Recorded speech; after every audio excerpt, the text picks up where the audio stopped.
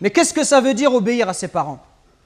Quel est le cadre qu'Allah m'a fixé? Comment est-ce que je sais si j'obéis à mes parents ou si je leur désobéis? Peut-être que j'ai répondu à mes parents, peut-être que j'élève la voix sur eux, peut-être que je leur crie dessus, peut-être même, wal'iyadhu billah, à notre époque, il n'y a rien d'étonnant, peut-être même que certains, ils insultent leurs parents, voire même ils lèvent la main sur eux ou ils les frappent. Et on entend parfois, wal'iyadhu billah, des gens qui vont insulter, qui vont tuer leurs parents pour l'héritage. La règle, le cadre, c'est ce verset coranique. Allah Azza wa Jal, il nous dit « Et ton Seigneur a décrété n'adorer que lui ». Ça, c'est le droit d'Allah sur ses serviteurs. D'adorer Allah et de ne pas lui donner des associés.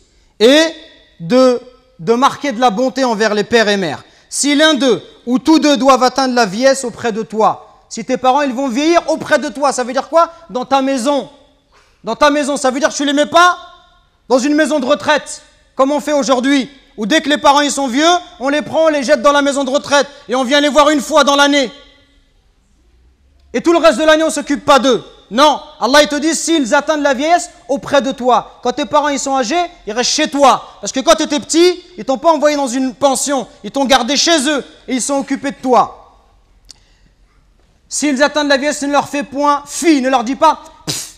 Ça, juste le fait de dire mes frères et sœurs. Comprenez bien ce qu'Allah il nous demande. Le simple fait de dire à son père pff, ça c'est interdit. Que dire de celui qui se plaint et qui dit à son père ou à sa mère, tu comprends rien, mais c'est toujours pareil avec toi, mais ceci, mais cela. Allah il t'a interdit de juste dire pff. Et ne les brusque pas, mais adresse-leur des paroles respectueuses. Et par miséricorde, abaisse pour eux l'aile de l'humilité et dit, invoque pour tes parents, ô mon Seigneur, fais-leur à tout de miséricorde comme ils m'ont élevé tout petit. Et il n'y a que lorsque tu seras toi-même un père de famille, ou lorsque tu seras, ma sœur, une maman, que tu vas comprendre la valeur de ta mère et de ton père. Quand tu vas voir que la mère, pendant 9 mois, elle te porte et elle subit les difficultés. Elle subit des coups de ta part. Que lorsque tu nais, le jour où Allah t'a mis au monde, ce jour-là, ta mère elle a l'impression qu'elle allait mourir, tellement les douleurs, elles sont intenses. Et les hommes, on ne sait pas de quoi on parle quand on parle de cela. Il n'y a qu'une femme qui peut l'expliquer.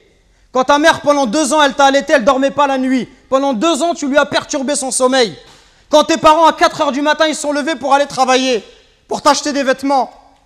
Quand lorsque tu es malade, ta mère, elle ne trouve pas le sommeil. Même quand tu as 30 ou 40 ans, si tu rentres à 1 heure du matin, ta mère, elle t'attend encore pour demander de tes nouvelles ou pour te préparer à manger. Qui va se comporter avec toi si ce n'est pas ta mère et ton père? Qui va se comporter comme ça avec toi? Et nous, on est gentils avec nos copains. À n'importe quelle heure, on répond à l'appel de nos amis qui nous demandent de l'aide, on les aide. Mais est-ce qu'on aide nos parents? Est-ce qu'on est à leur écoute? Est-ce qu'on leur donne du temps? Est-ce qu'on leur montre du respect? Les anciens, ils disaient, Zayd al-Abidin, le petit-fils de Ali ibn Abi Talib, on lui disait, toi, tu es quelqu'un de très bon avec tes parents, pourquoi tu manges jamais avec ta mère? Il dit, parce que j'ai peur, si ma mère, elle voit dans l'assiette quelque chose qu'elle a envie de prendre, et si je le prends avant elle, j'ai peur qu'Allah, il compte cela comme la désobéissance. Et il disait rien d'étonnant à cela. Il disait, ceux qui ont vécu avant nous, ils considéraient comme un manque de respect envers les parents que d'habiter au premier étage et que de laisser habiter les parents au rez-de-chaussée. Regardez jusqu'où ça allait. Allahu Akbar. Le simple fait d'être au-dessus de sa mère, au premier étage, sa mère au rez-de-chaussée, ils considéraient ça comme un manque de respect.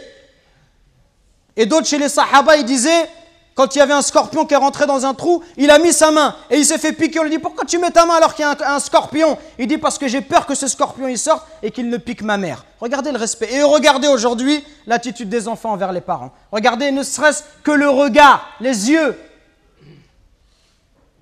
Wallahi mes frères, si nos parents ils invoquent contre nous, wallahi c'est pour nous le malheur dans la vie d'ici-bas et dans celle de l'au-delà. Allah Azza wa Jal, par l'intermédiaire du prophète alayhi salatu wassalam, il nous dit qu'Allah il a interdit le paradis. Interdit le paradis à celui qui désobéit à ses parents. Donc attention mes frères, à ne pas causer du tort à nos parents, à ne pas leur manquer de respect, mais soyons plutôt à leur écoute, soyons plutôt bons, miséricordieux pour eux. Et ceux qui doivent le plus profiter de notre générosité, de notre douceur, notre bonté, notre bon comportement, les premiers à profiter de cela, ça doit être nos parents.